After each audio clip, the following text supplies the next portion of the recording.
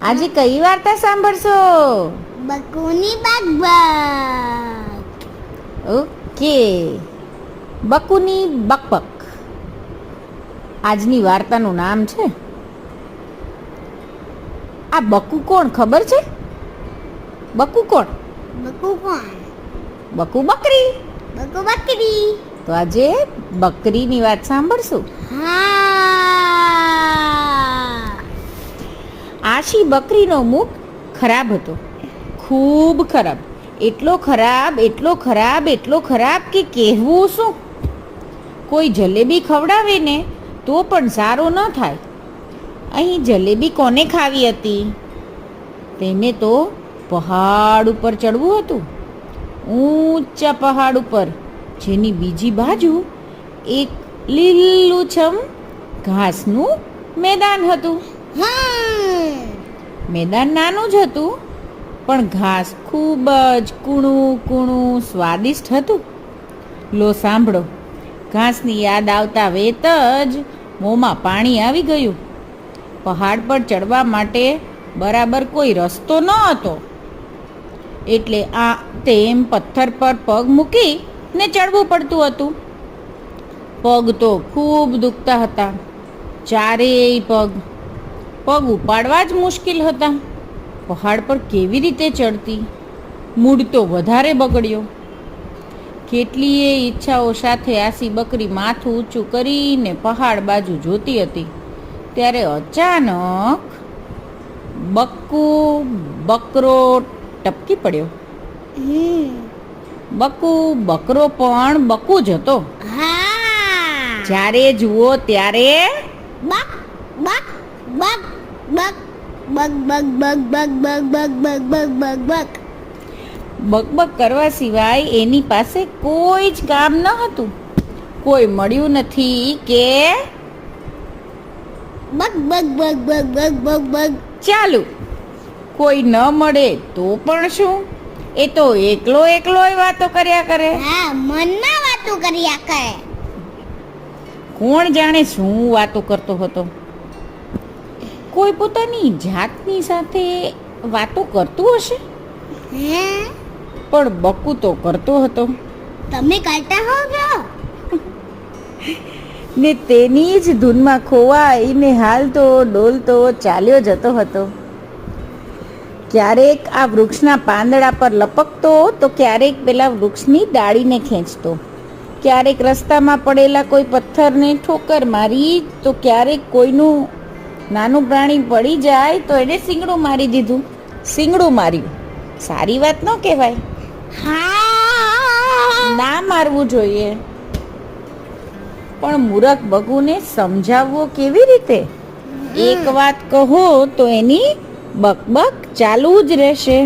હવે ન તો એ ચૂપ થશે, ન તો એ કોઈનું સાંભળશે. તે તો તેની ધૂનમાં મસ્ત ચાલ્યો આવતો હતો, અને અચાનક તેને આશી બકરી દેખાઈ. આશીને જોઈને બકુ ખુશ થઈ ગયો.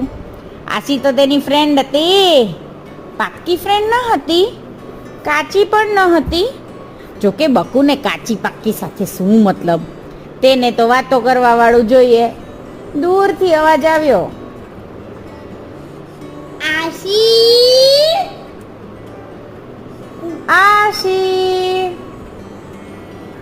આશી બકરીને શું સાંભળવાનું હતું? તેને તો માત્ર પહાડ દેખાતો હતો. પહાડની બીજી બાજુનું મેદાન દેખાતું હતું, ને મેદાનમાં લીલુંછમ ઘાસ દેખાતું હતું. અને તેના પગ ખૂબ દુખતા હતા. એટલા દુખતા હતા કે તેની માટે ચડવું સહેલું ન હતું. તે ઉદાસ હતી. તેને બકુનો અવાજ જ ન સંભળાયો. ત્યાં સુધી બકુ તો નજીક આવી ગયો. તેણે ફરી કહ્યું, આશી, શું વાત છે? તું ચિંતિત લાગે છે. ના રે, આશીએ ધીમેથી કહ્યું. અરે કેમ ના રે? હું તો ક્યારનો બોલાવી રહ્યો છું, તું સાંભળતી જ નથી. ઉપર જુએ છે તો ક્યારેક નીચે. તારા ચહેરાનો રંગ પણ ઉડી ગયો છે, અને તું કહે છે ચિંતિત. બકુએ કહ્યું. હા, આશીએ બકુની વાત કાપતા કહ્યું. ખૂબ ચિંતામાં છું, હવે તું જા. અરે કેમ જાઉં? બક્કુ ફરી પાછું ચાલુ થઈ ગયું. કેવી રીતે જાઉં? તું મારી ફ્રેન્ડ છે, ચિંતામાં છે. એક ફ્રેન્ડ જ બીજા ફ્રેન્ડની મદદ કરે. મારે તારી મદદ કરવી જોઈએ. મને કહે શું વાત છે, હમણાં જ ઉકેલ લાવી દઉં. બસ એકવાર તો જણાવ, બક્કુએ કહ્યું. મારે પહાડ ચડવું છે, આશીએ કહ્યું. તો એમાં મુશ્કેલી શું છે, ચડી જા. એટલે કે પહાડ પર જ ચડવું હોય તો, બકુ બોલ્યો. મારા પગ દુખે છે, આશી વચ્ચે જ બોલી પડી. તો હું જાઉં છું, પણ હું ઉપર જઈને શું કરીશ? તું કેમ જાય છે? ક્યાંક ઉપરથી કૂદવું તો નથી ને? હાશ, તું ઉપર જઈને કૂદીશ? પહાડ તો ખૂબ ઊંચો છે. પહેલાં ક્યારેય કૂદી છો? ક્યારે કૂદી છે? કેટલી વાર કૂદી છે? એટલે જ તો તારા પગ દુખી રહ્યા છે, બકુ બોલ્યો. ચૂપ થા! તારી મમ્મી તને સમજાવતી નથી કે તારે ઓછું બોલવું જોઈએ? આશીએ ગુસ્સામાં કહ્યું. કહે છે એટલે જ તો આટલું ઓછું બોલું છું. ગુડ બોય છું. મમ્મીની વાત માનું છું. તું બોલ, તારી મમ્મી તને નથી સમજાવતી કે ઊંચેથી ન કૂદવું જોઈએ? હજી તો પગ દુખે છે, ત્યાંથી કૂદીશ તો હાડકાં ખોખરા થઈ જશે. કૂદતી રહેજે પછી. તું જ કૂદ, હું નથી કૂદવાનું, બકુએ કહ્યું. કૂદવા નથી જઈ રહી. પહાડની બીજી બાજુ જે ઘાસનું મેદાન છે ત્યાં જવું છે, આશુએ બૂમો પાડીને કહ્યું. ત્યાં તો મારે પણ જવું છે. મેં સાંભળ્યું છે કે ત્યાં કૂણું કૂણું સ્વાદિષ્ટ ઘાસનું મેદાન છે, બકુએ કહ્યું. મમ્મી તો કહે છે કે ત્યાં, આશીએ ફરી બકુની વાત વચ્ચેથી કાપી નાખી. મમ્મીને છોડ, જો આવવું હોય તો ચાલ, બકુએ કહ્યું. હા ચાલ, તું આગળ ચાલ, હું તને પાછળથી હેલ્પ કરીશ, સાથે ચાલીશ. બસ જ્યાં પગ લપસી જાય ત્યાં મને કહી દેજે, હું તરત પકડી લઈશ, બકુએ કહ્યું. બંને પહાડ પર ચડી રહ્યા હતા. બકુની વાતો પણ ચાલુ જ હતી. જોયું ને, એક ફ્રેન્ડ જ ફ્રેન્ડને મદદ કરી શકે છે.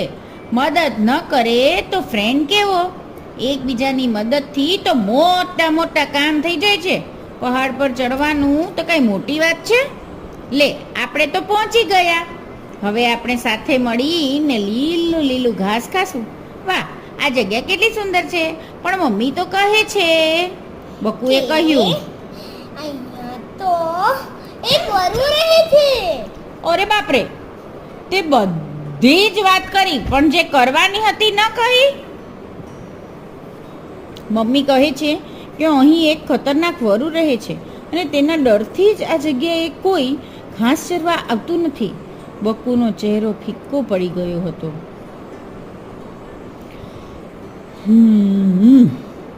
હવે શું કરીએ? આશીએ કહ્યું. હવે તો બંને જે કરીએ તે ખરું. આશી એટલી જોરથી બોલી હતી કે તેનો અવાજ વરુ સુધી પહોંચી ગયો. તે ગુરક્યા કરતો પોતાની બખલમાંથી બહાર આવી ગયો. તેના ગુરક્યા બંનેના કાન સુધી તેના બહાર આવતા પહેલાં જ પહોંચી ગયા હતા. બંને પૂરી તાકાતથી નીચેની તરફ ભાગ્યા. આશી અડધા રસ્તેથી જ નીચે કૂદી પડી. બકુ તેની ઉપર જઈને પડ્યો. મારો પગ! આશી જોર જોરથી રડવા લાગી. મારો પગ! જોયું, મેં તને કહ્યું હતી ને, ઊંચાઈથી કૂદીશ તો હાડકા ખોખરા થઈ જશે, બકુએ કહ્યું. અરે પેલા મારા પગ ઉપરથી ઊભો થા. મમ્મી કહે છે કે ઓછું બોલવાનું રાખ. વધારે બોલવાથી બુદ્ધિ ઓછી થઈ જાય છે. વરુની સૌથી જરૂરી વાત છોડીને બાકીને બધું કહ્યું તે. આશી રડતી રડતી ગુસ્સે થઈને બોલી. તારી મમ્મીએ પણ કહ્યું હતું ને કે ઉપર ન જતી, તો કેમ ચડી ગઈ? બકુએ કહ્યું. આજે તો વરુ મને ખાઈ જ ગયો હોત.